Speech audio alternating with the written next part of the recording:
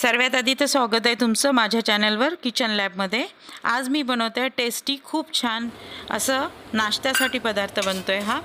आणि याच्यासाठी लागणारी सामग्री म्हणजे मी 1 वाटी रवा घेतलेला आहे, बारीक रवा घेतलेला आहे। त्याला व्यवस्थित तेल न टाकता, तूप न टाकता आधी शेकून घेते। व्यवस्थित शेकून झालेलं आहे। आता मी डिशमध्ये काढून घेतलं आणि आधी आपण शेकून घेतो जेव्हा रवा, तेव्हा त्याला मग नंतर जेव्हा आपण फोडणी घालतो तेव्हा एखादा चमचा तरी तुम्हाला तेलाचा फरक पडतो। त्याच्यामध्ये एवढं सगळं तेल टाकावं नाही लागत। आता मी 4 चमचे तेल घेतलेले आहे आणि 4 चमचे तेल आधी मी त्याच कढईमध्ये मी करते। 4 चमचे तेल घेतलं, त्याच्यामध्ये मी आता मोहरी टाकते। मोहरी एक छोट्या चमच्याने 1 चमचा घेतला आहे। तसंच उडदाची डाळ, पांढरी डाळ 1 चमचा टाकायची आहे, तर मी ते पण टाकते। आता व्यवस्थित आता ही मोहरी तडतडली की मी कट केलेला बारीक कांदा ॲड केला। तसंच आता मी लसणाच्या 4 कळ्यांना छोटं छोटं कट करून घेतलं आहे। तसंच हिरवी मिरची, तिखट मिरची आहे, ती पण 2 ते 3 तुम्ही जशी चव असेल तसं वापरा।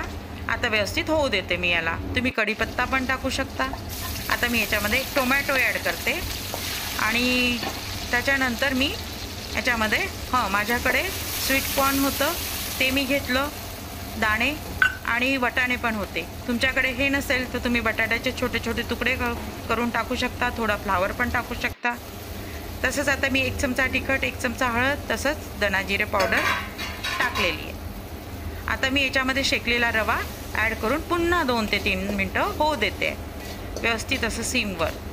त्याच्यानंतर मी पाणी साईडला गरम करायला ठेवलं आहे। ते गरम झालं की याच्यामध्ये मी ॲड करणार आहे। चवीनुसार मीठ पण टाकायचं आहे। चवीनुसार मी मीठ टाकलेलं आहे आता। आणि तुम्हाला जास्त दिवस रवा टिकवायचा असेल असाच तुम्ही सिमवर शेकून एका स्वच्छ बरणीत भरून ठेवा। तो लॉंग टाईम टिकतो आणि कधी इमर्जन्सीमध्ये आपल्याला काही पण बनवायचं असेल तर कामी येतो। आता मी 1 वाटी रव्याला 4 वाटी पाणी गरम करून घेतलं। आता जसं लागतंय तसं मी त्याच्यामध्ये टाकते। आता मी त्याला व्यवस्थित पाण्याला टाकून मिक्स केलेलं आहे, म्हणजे की मिक्स करते। आणि 1 चमचा मी दही पण घेते। दही ॲड करायचं त्याच्यामध्ये। माझं आंबटसर दही आहे आणि तुम्ही पण असंच घ्या, कारण एवढ्या सगळ्या सांज्याला तर भरपूर आंबटपणा थोडाच।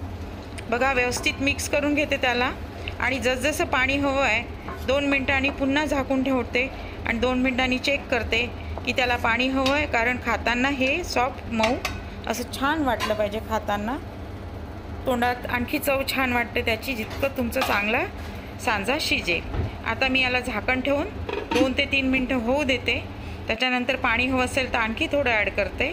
ऑलरेडी तयार झालेलं आहे, मस्त शिजलेलं आहे, 1 नंबर झालेला आहे। बघा किती छान कलर पण छान दिसतोय। तुम्ही तिखट जास्त वापरू शकता।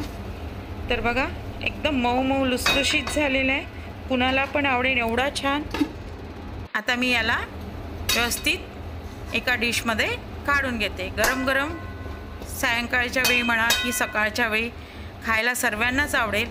तर तुम्ही नक्की ही रेसिपी ट्राय करा आणि मला सांगा की तुम्हाला माझी रेसिपी कशी वाटली। कमेंट्स बॉक्समध्ये नक्की कमेंट्स द्या। तसंच भेटूया आपण नवीन व्हिडिओसोबत।